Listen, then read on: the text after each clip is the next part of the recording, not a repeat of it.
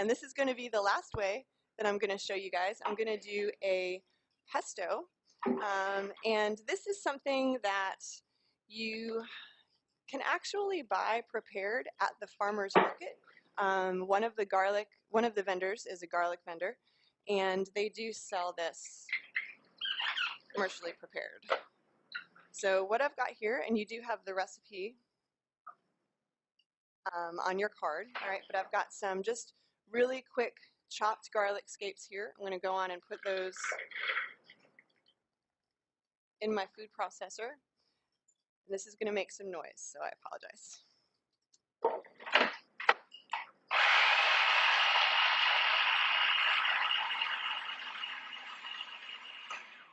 So once they start to get chopped, you can add any nut that you like. In the recipe that you have in front of you, it recommends raw sunflower seeds. I had almonds, so that's what I'm using. That's how I cook. I just sort of try and find a close approximation if I don't have the exact ingredient, and I urge you all to do the same too. That's how you sort of get more comfortable in the kitchen, right? But if you are making pesto, one thing I will tell you, always toast your nuts if you can. You're going to get more flavor, and you can use a little bit fewer if you want to, since they can be a little bit expensive. So I did toast these and salt them also for extra flavor. And I'm going to put these in here. So if any of you have a nut allergy, then this next one is not for you. Okay?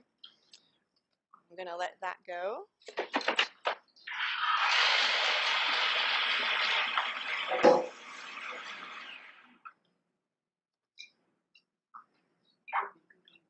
Now I'm adding some olive oil.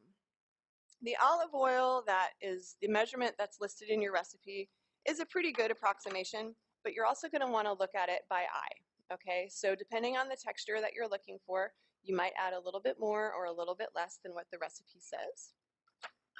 Let that go for a little bit. All right.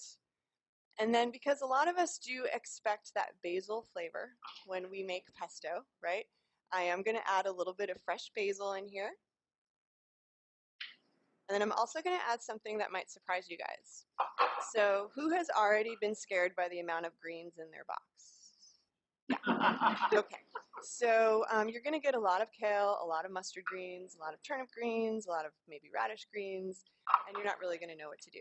I'll tell you what, pesto will take care of a lot of this for you. Okay, you can make really pesto out of anything. Pesto just means pounded. Okay, it doesn't mean basil. So you can go on and make pesto with any type of green, add some basil, add some garlic. It's going to taste delicious. You can, of course, use it with pasta, like many of you were putting in pasta sauce, but it's also a great topper for chicken or salmon. You can mix it into oil and vinegar to make a salad dressing, or it's also really good tossed with scrambled eggs.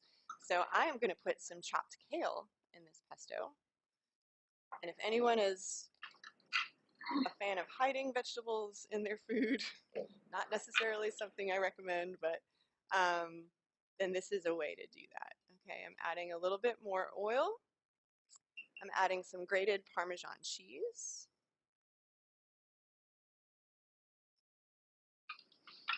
I'm going to grab some salt and pepper.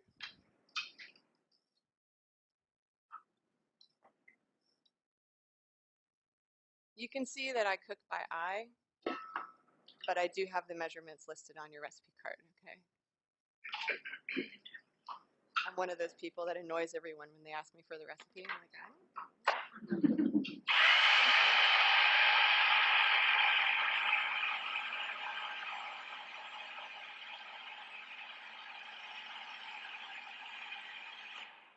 So you just process that until you reach the desired consistency.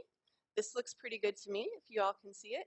This would be really nice tossed with pasta, or as I said, used as a topper. I don't know if I mentioned it either, but you can mix it in with Greek yogurt or cream cheese and make a nice dip. That's something good to bring to a party. And you can also dip some raw vegetables in that too, and it's delicious.